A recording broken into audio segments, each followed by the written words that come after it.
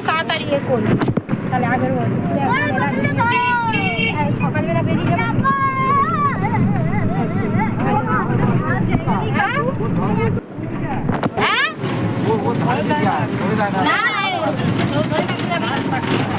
রাস্তা কিন্তু খারাপ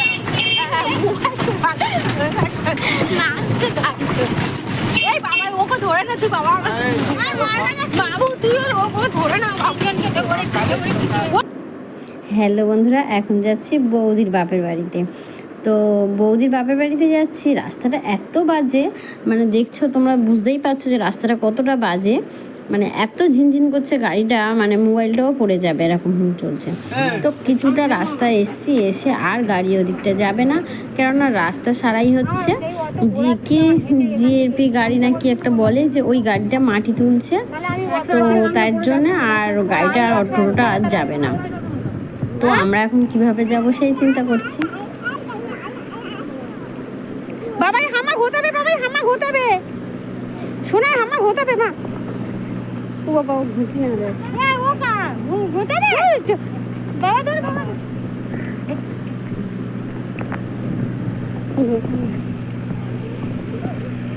আর এদিকে দেখো তিহানের তো খুব আনন্দ, নাচতে নাচতেই যাচ্ছে। আর এই যে গাড়িটা এখানে মাটিটা তুলছে, তো তার জন্য আর গাড়ি যাবে না এদিকে রাস্তায়।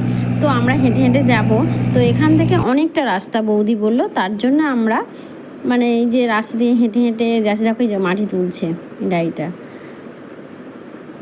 মানে পাইপ বসছে, জলের পাইপ, মানে টাইম কলের যে জলগুলো আসে সেই পাইপ বসাচ্ছে, মানে গ্রামে যাবে, ওদের গ্রামেতে জল যাবে, তার জন্য এই ভোর এসছে, গ্রামেতে জল যাবে, টাইমের জল, তার জন্য মানে এই কাজটা হচ্ছে। আর এদিকে দেখো খেজুর গাছে এত খেজুর হয়েছে, মানে সব খেজুর গাছে ভর্তি করে খেজুর হয়েছে।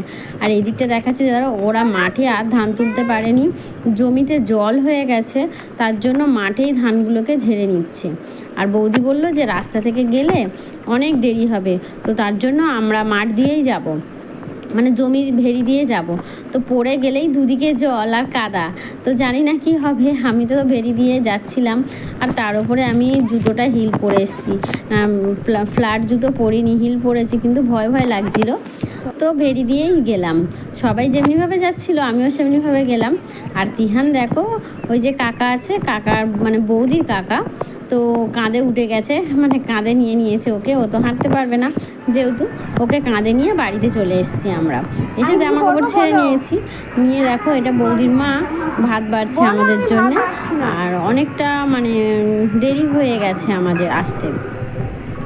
তো এখন আমরা সবাই ভাত খেতে বসবো, উনি ভাত বেড়ে দিচ্ছে। আমি বললাম যে মা আমি ভাত বাড়ছি, বলছে না আমি ভাত বেড়ে নিচ্ছি।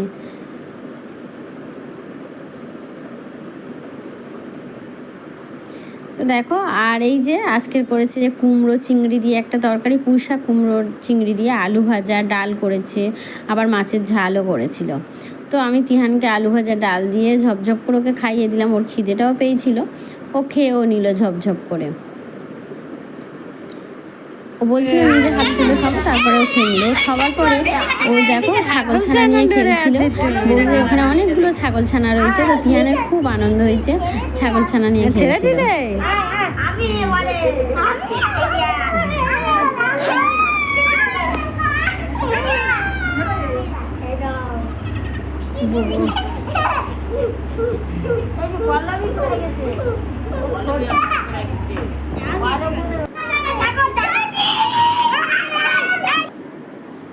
আর এইদিকে সবাই মানে ঘুমাচ্ছিল, আমার হাজব্যান্ড, বৌদি, মানে দাদাও, অমিত দাও ঘুমাচ্ছিল, এখানে আরও কয়েকজন ছিল, লালটুদা ফালটুদা ছিল।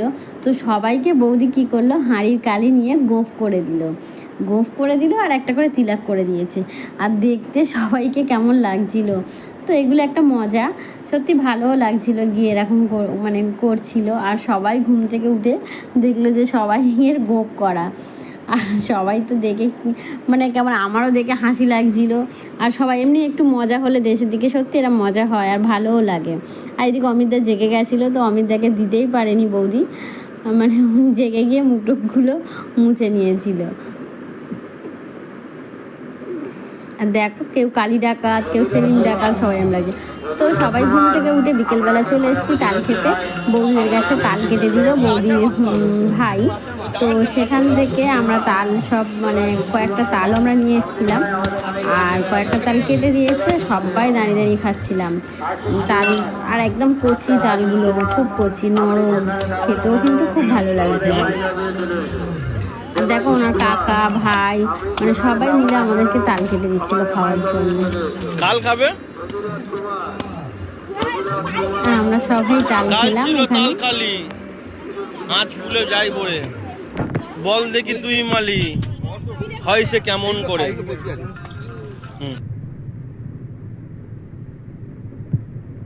এইদিকে দেখো সবাই তাল খেলাম। তাল সত্যি মানে একদম এতটা নরম, সত্যি খুব ভালো লাগছিল তাল খেতে। আর আমরা যেগুলো কিনতে পাই ওগুলো একটু শক্ত হয়।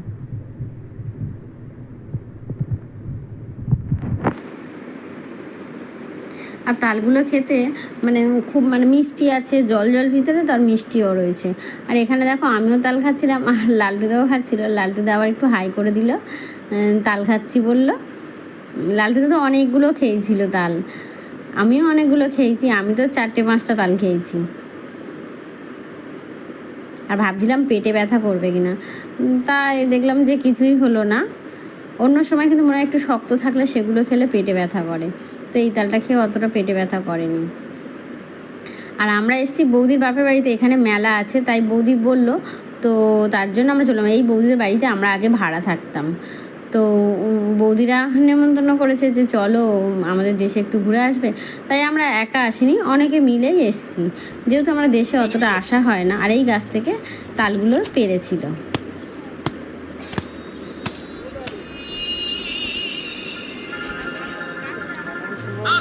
আর ওনারা তো শুধু কেটেই যাচ্ছিল, তাল কেটেই যাচ্ছিল, আর আমরা শুধু খেয়ে যাচ্ছি। ঘোর একটু তাল খাবি, ঘুরুন।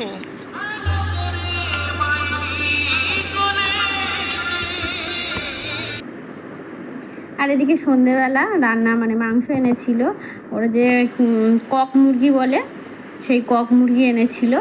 কক মুরগিটা আমরা যদি একটু প্রেশারে দিতাম সত্যি খুব ভালো হতো, তো প্রেশারে দেওয়া হয়নি, আমি উনুনে বসিয়ে দিয়েছিলাম। যেহেতু ওনার মা অনেক কাজ করছিল, কারণ এতগুলো লোকের মানে খাওয়া দাওয়া, এতগুলো লোকের যেমনি কাজ হয়, তো অনেকটা কাজ, তো তার জন্য আমি বললাম আমি রান্নাটা করে দিচ্ছি। তো এদিকে আমি মাংসটাই শুধু করলাম, মা ভাতটা করেছিল। আমি বললাম আমি মাংসটা বসিয়েছি, মাংস আর ভাত হবে রাতে, তো তার জন্য ভাতটা হয়ে গেছে, আর আমি মাংসটা বসিয়ে দিলাম উনুনে। আর উনুনে যে জাল দিতে আমার খুব উনুনে রান্না করতে কষ্ট হয় তা কিন্তু না, আমি উনুনে রান্না করতে পারি। আর মানে অনেক দিন করিনি, কিন্তু আমি উনুনে রান্না করতে পারি। তো এদিকে দেখো উনুনে আমি বসিয়েও দিয়েছি।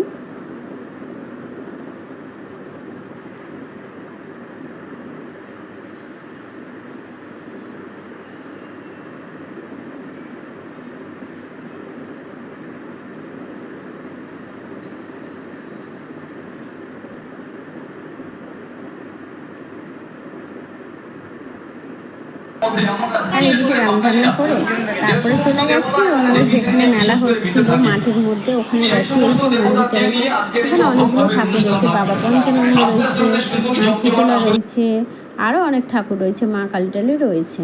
তো এখানে দেখো ভালোই বাচ্চাদের নাচ হচ্ছিল ওনাদের। এটা সারা রাত হবে নাচের, ডান্সটা পুরো সারা রাত হবে। ঠাকুরের নিয়েও অনেক কিছু গান হয়েছে, ডান্স হয়েছে, ভালোই লাগছিল। আর কত লোকজন হয়েছে, মানে ভর্তি লোকজন হয়েছে। আমাদের কলকাতাতে অন্য রকম হয়, কিন্তু দেশে এটা ডান্সটা অন্য রকম। বৌদি তো খুব আনন্দ পাচ্ছিল, হাসছিল, আর আমরাও দেখছিলাম, তিনজনও দেখছিল। আর ওখানে প্রচণ্ড গরম, মানে গরম বলতে খুব প্রচণ্ড গরম লাগছিল। আর দেখো এদিকে কয়েকটা খাবার দোকান, মানে বেশি বসেনি, 2-1টা খাবার দোকান বসেছিল। আর দেখো এদিকে এটা ঠাকুরের গান হচ্ছিল, নাগিনের একটা গান হচ্ছিল, মানে মা মনসার যে নাচটা সেটাই হচ্ছিল। তো এদিকে হয়ে গেল, আর আমরা কয়েকটা দোকান বসেছিল, তো এদিকে এসছিলাম। বৌদির পিসির মেয়ে কয়েকটা জিনিস কিনলো, আর বৌদি বলছিল হাতে ছাপ তুলবে, আমি বললাম না হাতে ছাপ তুলবো না। একবার আমি হাতে ছাপ তুলেছিলাম, তো সেখানে অ্যাসিড ছিল মনে হয়, আমার হাতের মধ্যে গোলাপ ফুলে পুরো ছাপ হয়ে গেছিলো। আমার ভিডিওটা তোমাদের একটু যদি ভালো লাগে লাইক কমেন্ট শেয়ার করো, আর সাবস্ক্রাইব করে নিও।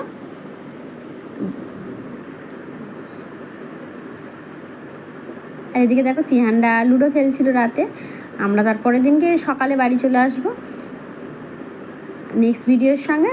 আবার দেখা হচ্ছে। আমার ভিডিওটা এই পর্যন্ত, বাই।